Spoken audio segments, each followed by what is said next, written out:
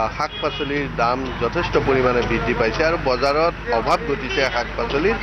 যেহেতুকে চৰ চাপৰি অঞ্চল সম্পূৰ্ণৰূপে বানত প্লাবিত হৈছে ঠিক তেনেদৰে মানুহৰ খেতি পথাৰৰ যি খেতি তেওঁলোকৰ খেতিও যথেষ্ট নষ্ট হৈছে বানত আৰু যি পাচলি বজাৰত পোৱা গৈছে জুই চাই দাম আৰু সকলো পাচলিৰ অভাৱ ঘটাৰ লগতে পাচলিৰ দামো যথেষ্ট বৃদ্ধি পোৱা হৈছে ইফালে আলু পিঁয়াজ যি সকলোৰে বাবে নিত্য প্ৰয়োজনীয় বস্তু হে আলু পিঁয়াজ আদিৰো দাম যথেষ্ট বৃদ্ধি পোৱা পৰিলক্ষিত হৈছে গ্ৰাহক আছে মই বিক্ৰেতাৰ সৈতেও কথা পাতিম কিন্তু মই আপুনি বজাৰ কৰিলে হয় হয় পাচলিৰ দাম বৃদ্ধি পাইছে যথেষ্ট বহুত দাম এতিয়া কিনিব নোৱাৰি ইমান দাম আপুনি কি ল'লে মই পিঁয়াজ ল'লোঁ হয় এনেকৈ ল'লোঁ কেইটামান তথাপিতো উপায় নাই আৰু এই ধৰণে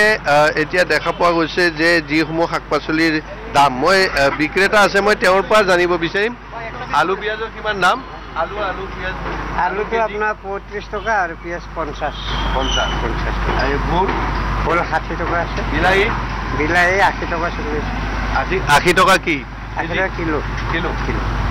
আৰু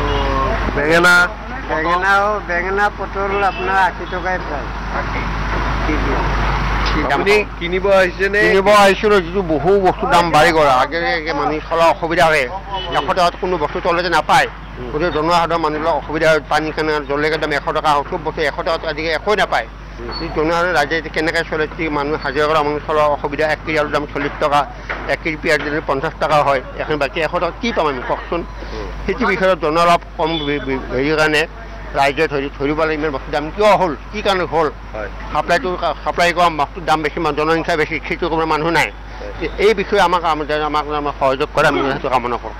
হয় শাক-পাচলিৰ যথেষ্ট মূল্য বৃদ্ধি হোৱা পৰিলক্ষিত হৈছে মানে অসমৰ চাৰিওফালে বানপানীৰ পৰিপ্ৰেক্ষিতত এতিয়া সমগ্ৰ অসমতে পাচলিৰ বজাৰটো যথেষ্ট ঊৰ্ধমুখী হোৱা দেখা গৈছে যিহেতু বানপানী সমূহে সমগ্ৰ শাক-পাচলি নষ্ট কৰিছে খেতিপথাৰ নষ্ট কৰিছে সেইবাবে মূল্য বৃদ্ধি হোৱাটো স্বাভাৱিক এতিয়া আলুৰ হওক প্ৰতি কেজি 40 টকা পিঁয়াজৰ প্ৰতি কেজি 50 টকা এইবাৰ যিহেতু বাহিৰৰ পৰা আহে কিন্তু আমাৰ থলুৱা যিখিনি সামগ্ৰী সেইখিনি যথেষ্ট মূল্য বৃদ্ধি হৈছে এই বানপানীৰ কাৰণে আৰু আমি দেখুৱাইছোঁ এই ধৰণে ইয়াত শাক-পাচলিৰ বজাৰত যথেষ্ট সামগ্ৰী কম মই আৰু এজন গ্ৰাহক পাইছোঁ আপুনি কি লৈছে কুন্দলি লৈছোঁ এই শাক-পাচলি যথেষ্ট মূল্য বৃদ্ধি অসমত বানপানীৰ দিনত অলপ হ'বই যে লাহে লাহে অলপ 2 টকাত কমিছে কিছুমান কিন্তু এতিয়া কুন্দলি লৈছে আপোনাৰ 60 টকাত কিন্তু এইটো ঠিকেই আছে কিন্তু এতিয়া শ্বিলঙৰ আৰু বমদিলা বস্তুখিনি অহা কাৰণে আমি অলপ সকাহ পাইছোঁ নহ'লে আৰু ৰাইজৰ অভাৱ আৰু দূৰ কৰিব নোৱাৰিলেহেঁতেন শ্বিলঙৰ আৰু আপোনাৰ বন্ধাকবি গাজৰ আহিছে শ্বিলঙৰ পৰা দিন আহিছে সেইকাৰণে অলপ আমি নহ'লে খাবই নাপালোঁ হয় জলকীয়া কিমান কেজি জলকীয়া কেজি 100 গ্ৰাম 20 টকা 100 গ্ৰাম হয় 100 গ্ৰামত 20 টকা 200 টকা কেজি হয় তিয়হ 60 টকা বেছ আৰু ভাতকেৰেলা 100 টকা কেজি জিকা 60 টকা 60 আৰু বেঙেনাটো 60 টকাই বেছিছোঁ কি কৰিব ভেন্দি 60 টকাই দিছে